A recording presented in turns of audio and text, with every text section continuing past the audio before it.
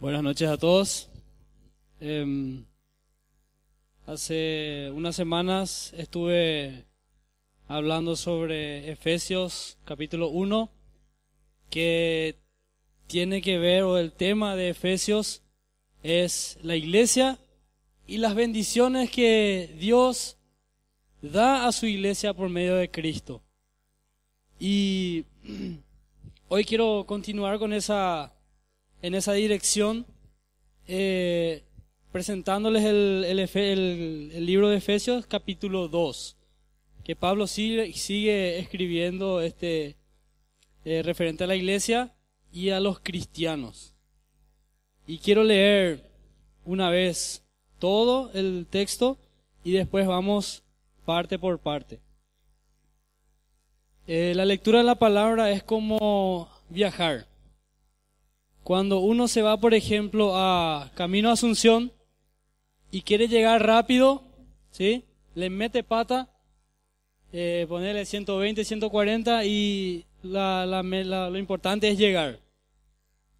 Pero si te detenés por el camino a mirar las cosas que a la velocidad que no ibas a poder ver, vas a disfrutar muchísimo del panorama. Y así es la palabra de Dios, la Biblia. Si a veces leemos todo una vez y después tenemos que ir parte por parte para saborear lo que dice ahí, ¿sí? Entonces, quiero invitarles a hacer eso conmigo hoy. Dice así en Efesios capítulo 2. Voy a leer en el libro en la versión Dios habla hoy. Entonces, si pueden seguirme. Dios nos libró de la muerte por medio de Cristo, dice el título. Y seguimos. Antes ustedes estaban muertos a causa de las maldades y pecados en que vivían, pues seguían los criterios de este mundo y hacían la voluntad de aquel espíritu que domina en el aire y que anima a los que desobedecen a Dios. De esa manera vivíamos también todos nosotros en otro tiempo, siguiendo nuestros malos deseos y cumpliendo los caprichos de nuestra naturaleza pecadora y de nuestros pensamientos. A causa de eso, merecíamos con toda razón el terrible castigo de Dios, igual que los demás. Pero Dios es tan misericordioso y nos amó con un amor tan grande que nos dio vida juntamente con Cristo cuando todavía estábamos muertos a causa de nuestros pecados. Por la bondad de Dios han recibido ustedes la salvación. Por la bondad de Dios han recibido ustedes la salvación. Y en unión con Cristo Jesús nos resucitó, nos volvió a la vida y nos hizo sentar con Él en el cielo. Hizo esto para demostrar en los tiempos futuros su generosidad y su bondad para con nosotros en Cristo Jesús. Pues, por la bondad de Dios, han recibido ustedes la salvación por medio de la fe. No es esto algo que ustedes mismos hayan conseguido, sino que es un don de Dios, un regalo de Dios. No es el resultado de las propias acciones. Perdón. No es el resultado de las propias acciones, de modo que nadie puede gloriarse de nada. Pues Dios es quien nos ha hecho. Él nos ha creado en Cristo Jesús para que hagamos buenas obras, siguiendo el camino que Él nos había preparado de antemano. Así pues, ustedes que no son judíos, escribe Pablo, y a quienes llaman no circuncidados, los judíos, que circuncidan al hombre en cuerpo y asimismo se llaman circuncidados, recuerden que en otro tiempo estaban sin Cristo, separados de la nación de Israel, y no tenían parte en la alianza ni en las promesas de Dios. Vivían en este mundo, sin Dios y sin esperanza. Perdón. Pero ahora, unidos a Cristo Jesús, por la sangre que Él derramó, ustedes que antes estaban lejos, están cerca. Cristo es nuestra paz. Él hizo de judíos y de no judíos un solo pueblo. Destruyó el muro que los separaba y anuló en su propio cuerpo la enemistad que existía entre esos dos pueblos. Puso fin a la ley que consistía en mandatos y reglamentos y en sí mismo creó a las dos partes un solo hombre nuevo. Así hizo la paz. Él puso fin en sí mismo a la enemistad que existía entre los dos pueblos. Y con su muerte en la cruz los reconcilió con Dios, haciendo de ellos un solo cuerpo. Cristo vino a traer buenas noticias de paz. Por tanto, a todos ustedes, tanto a los que estaban lejos de Dios como a los que estaban cerca. Pues por medio de Cristo, los unos y los otros podemos acercarnos al Padre por un mismo espíritu. Por eso ustedes ya no son extranjeros, ya no están fuera de su tierra, sino que ahora comparten con el pueblo santo los mismos derechos y son miembros de la familia de Dios. Ustedes son como un edificio levantado sobre los fundamentos que son los apóstoles y los profetas. Y Jesucristo mismo es la piedra principal. En Cristo, todo el edificio va levantándose en todas y cada una de sus partes hasta llegar a ser en el Señor un templo santo. En Él también ustedes se unen todos entre sí para llegar a ser un templo en el cual Dios vive por medio de su Espíritu. Ese es el capítulo 2 y le invito a orar conmigo para que Dios nos guíe en esta reflexión y análisis de este texto, ¿sí?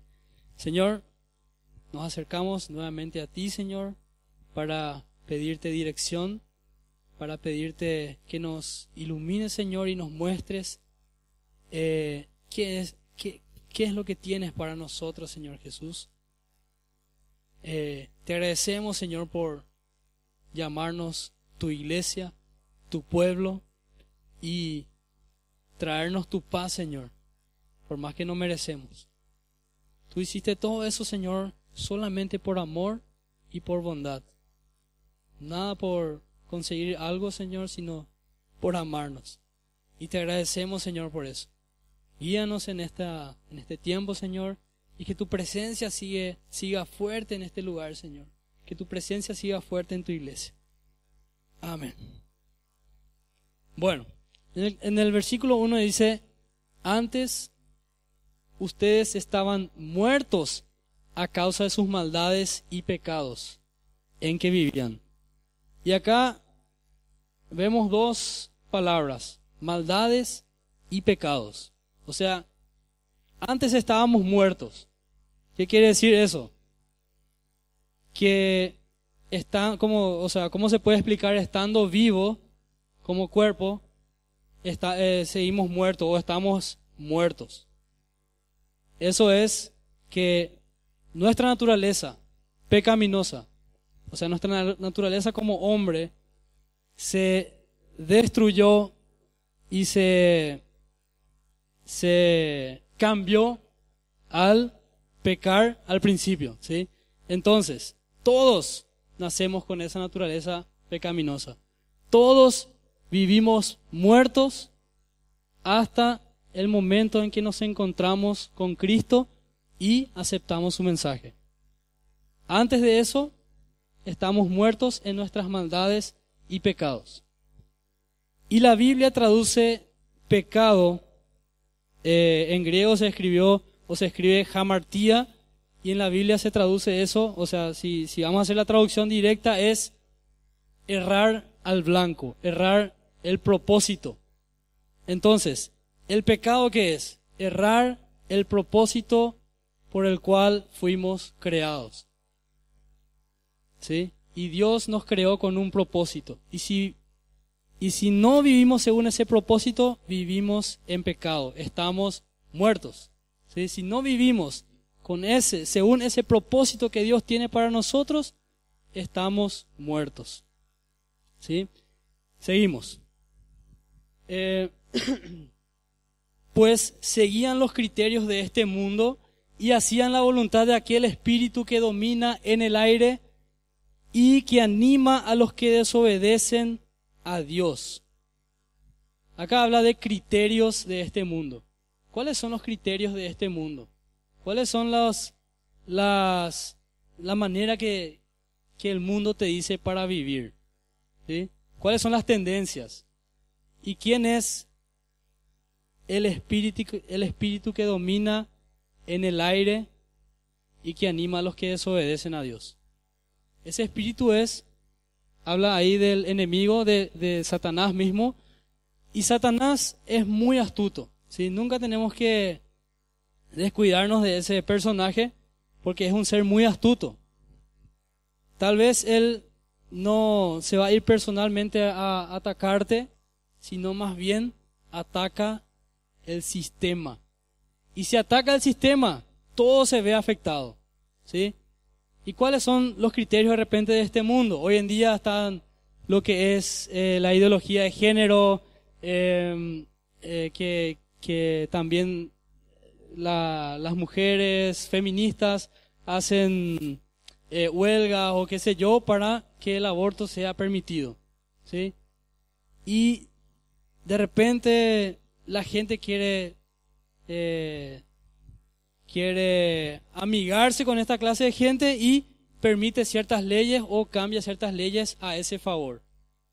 Entonces, por eso digo que Satanás es astuto, ataca sistemas de gobierno, sistemas de creencia, y en eso, dentro de esos sistemas está la familia, dentro de esos sistemas está todo lo que puede afectarnos, ¿sí?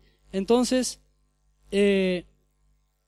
habla acá que nosotros no seguimos más ese criterio, ¿sí? Y tampoco no somos dominados por ese espíritu que está en el aire que anima a los que desobedecen a Dios. Entonces vivíamos nosotros antes así, dice, ¿sí? En ese tiempo, en otros tiempos, estábamos viviendo así. Y ahí Pablo le habla a los cristianos.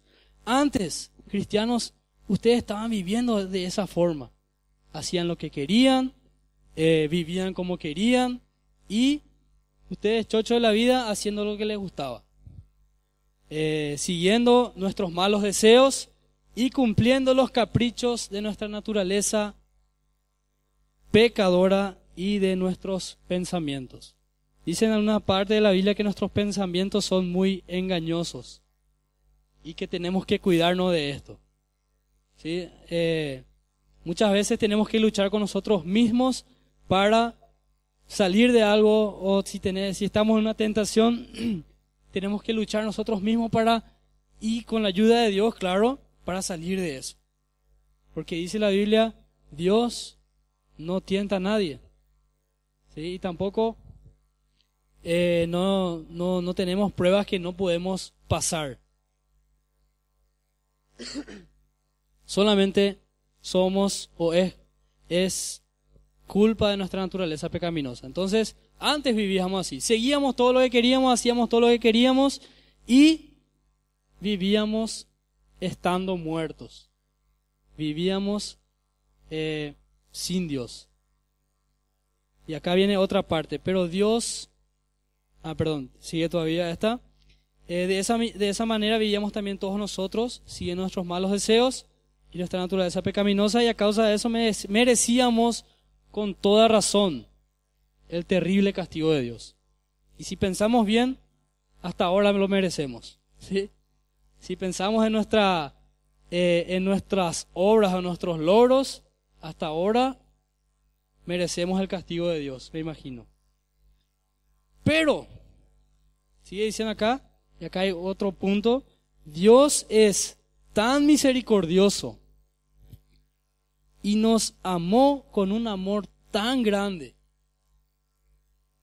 que a pesar de que vivíamos de esa manera, a pesar de que vivíamos en desobediencia, a pesar de que estábamos viviendo fuera de los propósitos de Dios, dice acá, en su bondad, cuando todavía estábamos muertos, Cristo nos dio vida. Entonces, habla primero de que estábamos muertos, primera parte.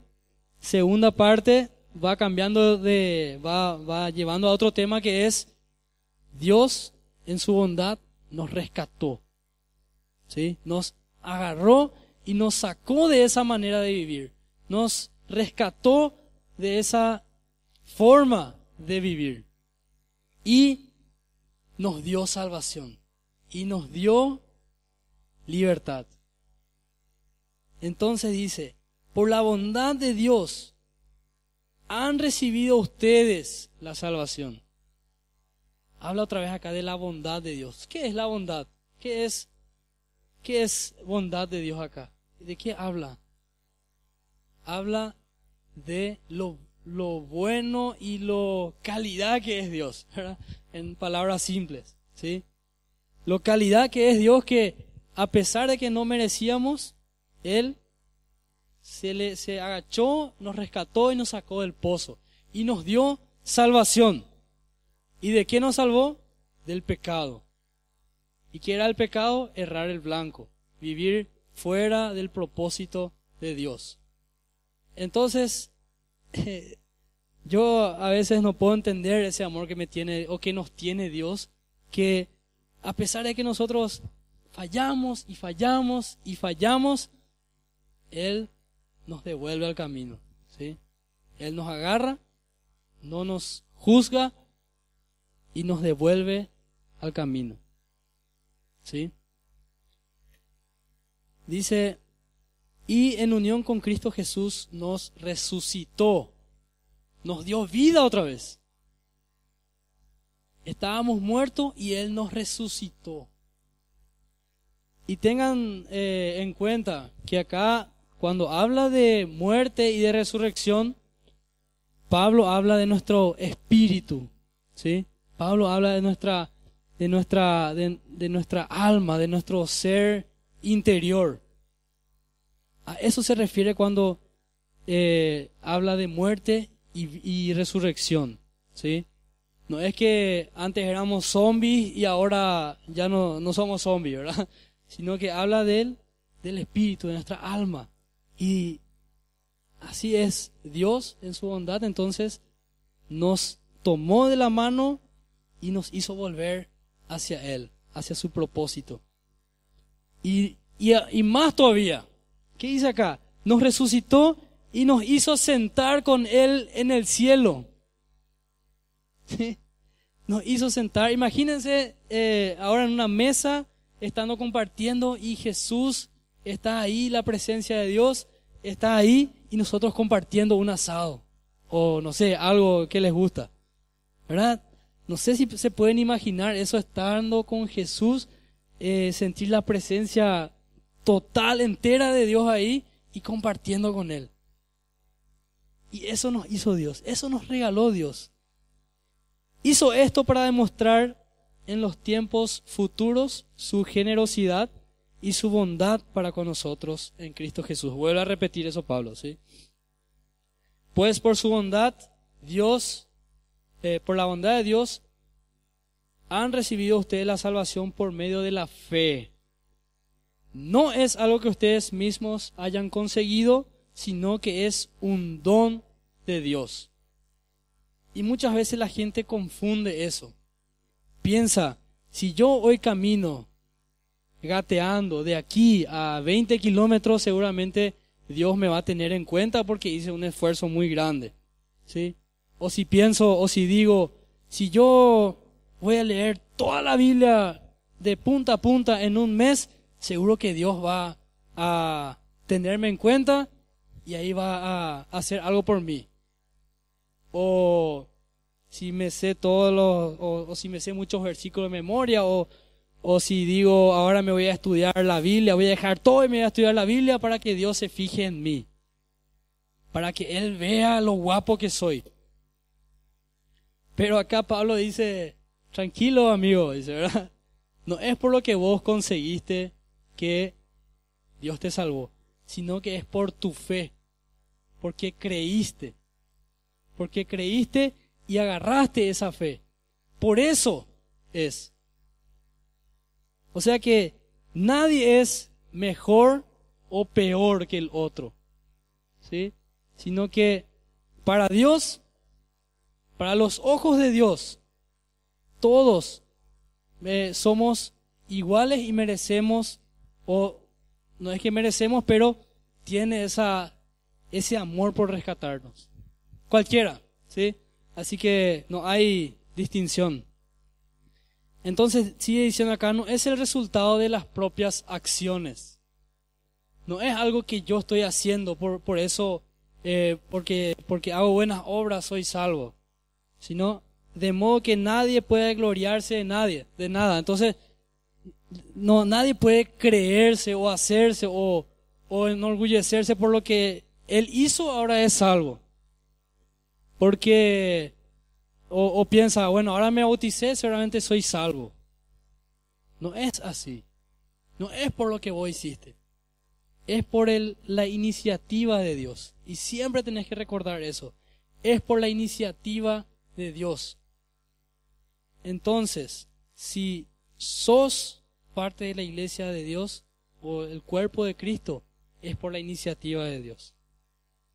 Es porque te reconociste tu pecado, reconociste que estabas mal y que querés volver a apuntar al propósito de Dios. Solamente eso, pero Dios hace el resto, ¿sí? Pues Dios es quien nos ha hecho, Él nos ha creado en Cristo Jesús para que hagamos buenas obras. Entonces, no es por buenas obras, sino que una vez que conociste el amor de Dios, entendiste el perdón y la salvación de Jesús, entonces tu corazón está abierto y dispuesto a que los otros reciban lo mismo. Y decís, yo tengo que hacer eso, ¿sí? Porque tu corazón cambió, tu vida cambió. Ya no estás muerto, sino que estás vivo y querés que los otros estén vivos también. Querés que los otros sientan esa vida, sientan esa presencia de Dios en su vida. Entonces, fuimos hechos para hacer buenas obras. Ese es el propósito de Dios, ¿sí? Siguiendo el camino que Él nos ha preparado de antemano.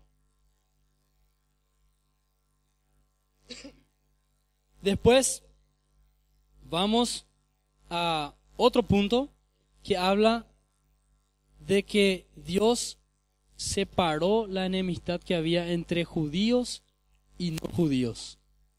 Dios nos hizo un solo pueblo, nos hizo parte de su pueblo santo, dice acá, ¿sí? Y acá habla otra vez a los cristianos, recuerden que en otro tiempo estaban sin Cristo, separados de la nación de Israel y no tenían parte en las alianzas ni en la promesa de Dios. Dios hizo una promesa especial con el pueblo de Israel, y de donde todo comienza hasta el final, ¿sí? Dios hizo un pacto para que de ese pueblo salga un Salvador, para unir a todos aquellos que le reciben en un solo pueblo. Entonces acá, cuando Pablo habla de judíos y no judíos, se refiere a judíos que recibieron la fe y no judíos que recibieron la fe. Y los hizo un solo pueblo, ¿sí?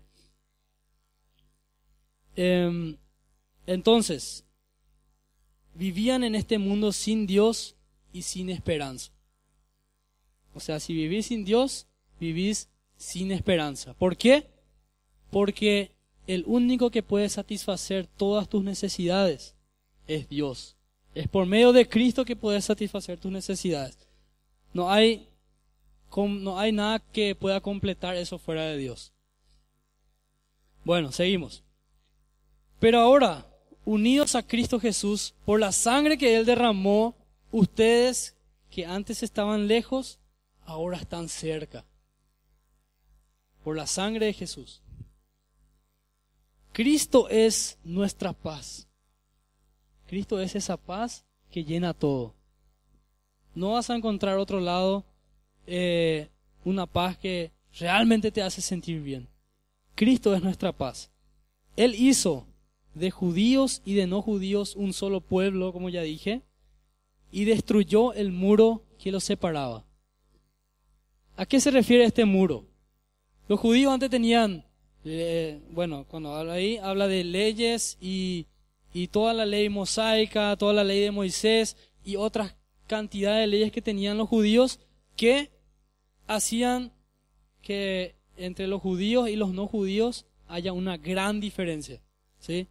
Entonces, los judíos decían, no, vos no podés formar parte de nuestro pueblo porque no podés cumplir todas estas leyes. Es imposible para vos. Entonces, ¿qué hizo Jesús? Vino y derribó ese muro que había y permitió la unión y permitió que los que antes no eran su pueblo pueden llegar a ser llamados su pueblo y gozar de los mismos derechos del pueblo de Dios. O sea, formar parte del pueblo de Dios.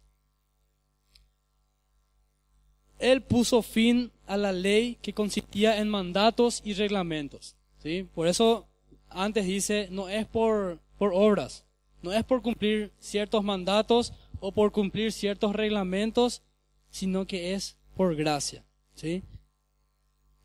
Puso fin a eso y con su muerte en la cruz los reconcilió con Dios, haciendo de ellos un solo pueblo. Entonces, dice, Jesús reconcilió a los cristianos, a la gente, a los dos pueblos, reconcilió con Dios. ¿Por qué reconcilió? ¿Qué significa reconciliar? ¿Qué es reconciliar? A ver si me pueden ayudar con esa palabra, un poco difícil parece, ¿verdad?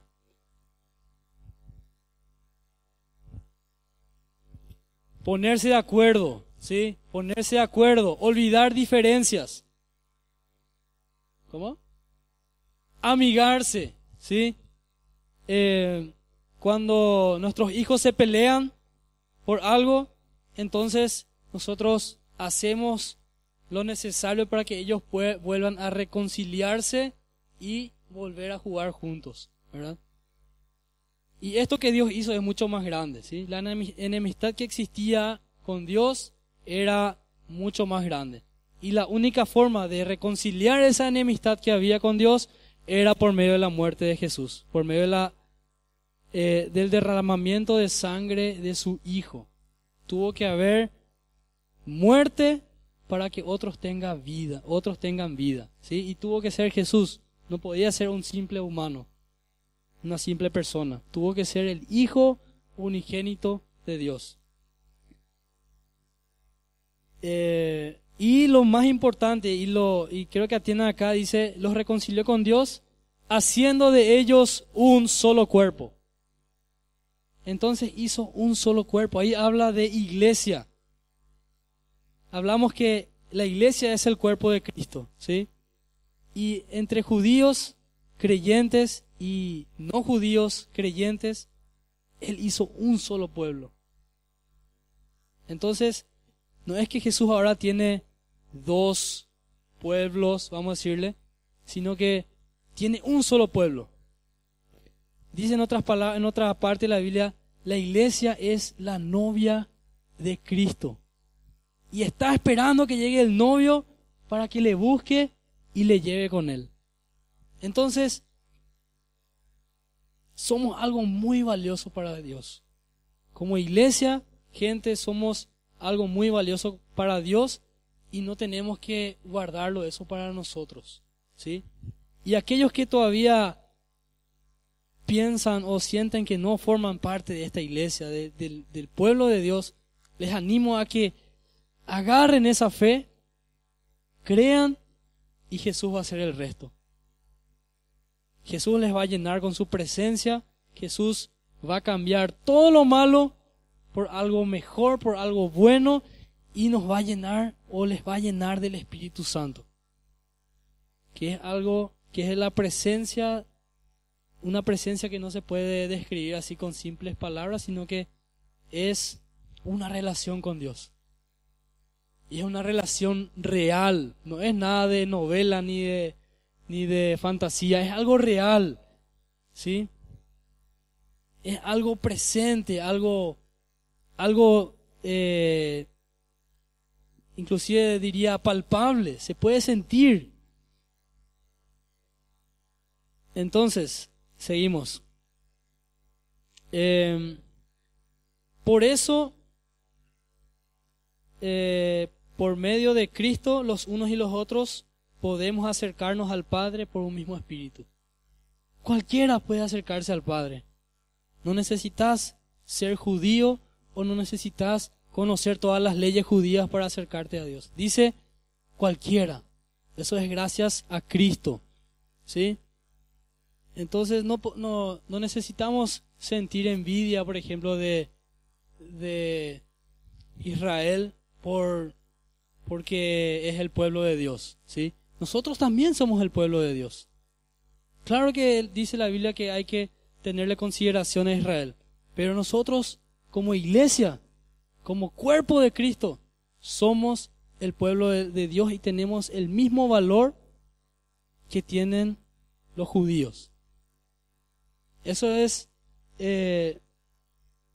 algo que yo creo, y si me equivoco de repente tal vez me pueden decir, pero la importancia que tiene la iglesia para Cristo y el propósito que tiene la iglesia para Cristo es algo muy grande, ¿sí? Para este mundo. Entonces la iglesia tiene un propósito en este mundo y no debería quedarse callada, sino que activar, ¿sí? Y seguimos leyendo. Ustedes ya no son extranjeros, ya no están fuera de su tierra, sino que ahora comparten con el pueblo santo los mismos derechos y son miembros de la familia de Dios. Miren qué privilegio tenemos, qué bendiciones tenemos como iglesia, como cristianos, ¿sí? Por eso te vuelvo a decir, si pensás que todavía te falta agarrar esa fe y gozar de estas bendiciones, no pierdas más tiempo, no tardes más. Dios te está llamando seguramente hace rato y por caprichoso, como dice acá Pablo, o por no sé qué, no queremos hacer ese esfuerzo de humillarnos ante Dios, ¿sí? Eso es todo lo que necesitamos hacer, humillarnos ante Dios y creer en su salvación, tener fe. Entonces, ¿tenemos los mismos derechos? Ustedes son como un edificio, dice acá. ¿Sí? Somos como un edificio, la iglesia. O sea que la iglesia no es el edificio, sino que nosotros todos somos como un edificio que va levantándose o levantado sobre los fundamentos que son los apóstoles, porque ellos en ese tiempo llevaron el mensaje de Cristo, y los profetas. ¿Y quién es la piedra principal? Jesucristo es la piedra principal. Un edificio, una construcción sin una piedra principal o un fundamento principal se derrumba. Entonces, una congregación que pretende hacer las cosas o vivir o existir sin que Cristo sea la piedra principal, en algún momento va a derrumbarse. Y estoy hablando de cuerpo, de grupo de personas, ¿sí? Entonces, ustedes son como un edificio y Cristo es la piedra principal. En Cristo, todo el edificio va levantándose. O sea, cada vez, cada tiempo, la iglesia va creciendo. La iglesia va levantándose en Cristo. Y cada en todas y cada una de sus partes hasta llegar a ser en el Señor un templo santo. Entonces, busquemos ser un templo santo, ¿sí? Y por eso es que acá habla como pueblo, porque si yo veo que una parte del templo, una parte del cuerpo, del edificio, está mal, entonces tengo que ir y ayudar, tengo que ir y levantar, ¿sí? O si vemos que alguna parte está con dificultad, entonces como iglesia apoyar, ya sea emocionalmente, económicamente o de la forma que fuera necesario. Si yo veo que una parte del cuerpo, del edificio, está con problemas, vamos a decirle, o con dificultades, entonces toda la iglesia debe ayudar a levantar eso. Porque formamos el edificio, ¿sí? En Cristo todo el edificio va levantándose, como ya dije, y cada una de sus partes, no solamente algunas, cada una de sus partes llega a ser en el Señor un templo santo. En Él también ustedes, y acá hay un concepto nuevo que no sé si que aprendí o que me llamó la atención, que realmente me llamó la atención. Acá habla, en Él también ustedes se unen todos entre sí para llegar a ser un templo, ¿sí? Ahí habla de la comunidad, hacer un templo en el cual Dios vive por medio de su Espíritu.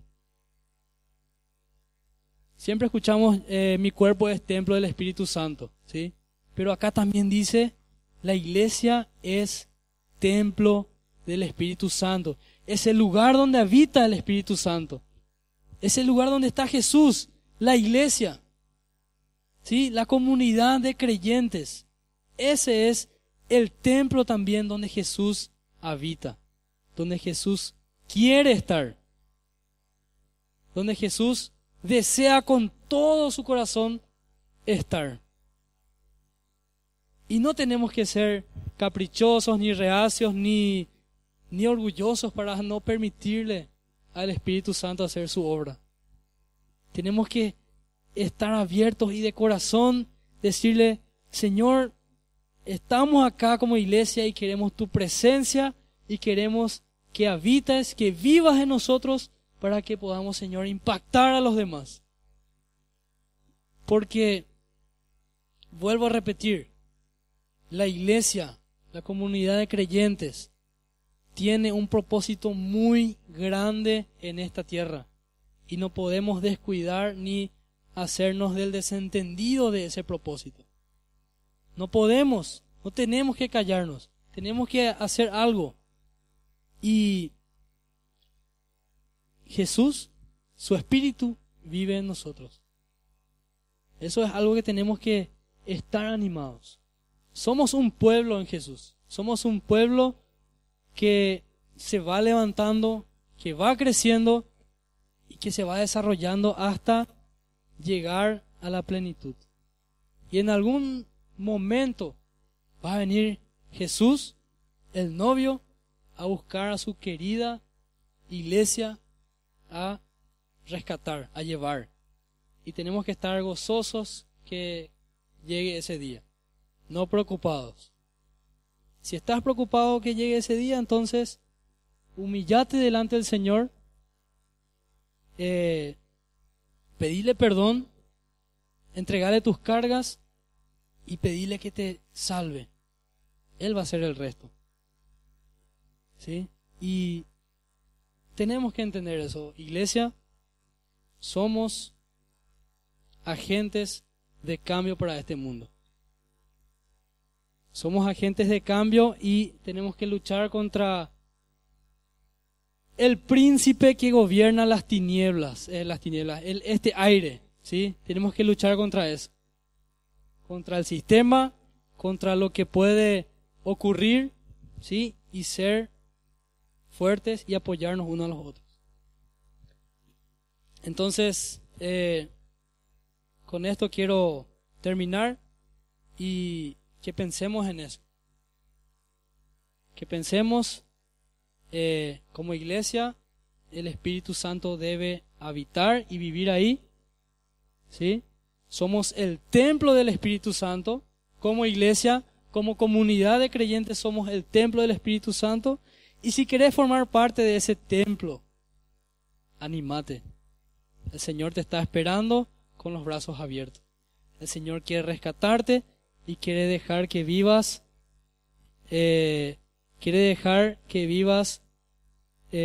fallando el blanco, en pecado. ¿Sí? El pecado es estar lejos de Dios. Quiero que oremos y que pensemos en esto. Señor, te agradecemos por ser tu iglesia. Gracias, Señor, por ese sacrificio inmenso realmente que hiciste para unir, Señor, tu pueblo, para hacer un solo pueblo, Señor, entre judíos, no judíos, Señor. Para hacer un solo pueblo, Señor, de creyentes, de personas que te siguen, de personas que tienen fe en ti, Señor. Y como iglesia queremos pedirte, Señor, una vez más, que vivas en nosotros, Señor. Que habites, que tu presencia, Señor, realmente esté fuerte en nosotros, Señor. Porque somos tu iglesia, Señor. Y es un privilegio, es una bendición y también es un propósito que nos da, Señor. Gracias por interesarte en nosotros. Gracias por mirarnos y perdonarnos, Señor. Gracias por levantarnos cada vez que caemos. Y gracias, Señor, que nunca, nunca, nunca te descuidas de nosotros, Señor. Nunca te alejas de nosotros, Señor. Al contrario, te acercas. Y, Señor, queremos ser cada día, Señor, tu iglesia que va perfeccionándose, Señor. Queremos ser esa iglesia a que encuentres, como dice tu palabra, sin manchas ni arrugas, sino que vayamos a la perfección cada vez, Señor. Somos tu pueblo, Señor, y te agradecemos por eso. Y como tu pueblo queremos alabarte, Señor. Queremos engrandecer tu nombre y queremos que otros conozcan tu poder, Señor. Ese poder que cambia, ese poder, Señor, que quita la ira, que quita el enojo, Señor. Ese poder, Señor, que trae paz. Ese poder que une, Señor. Ese poder que quita el orgullo y que nos da humildad, Señor. Te agradecemos por tu presencia, Espíritu Santo. No nos dejes nunca, Señor. No te apartes de nosotros, Señor, porque te necesitamos con todo, Señor. No somos nada sin ti, Señor. No somos nadie sin ti, Señor. Y tu iglesia, Señor, no es nada sin tu presencia. Tu iglesia, Señor, no es nada sin ti. Por eso cada día queremos sentir y tener más de ti, Señor.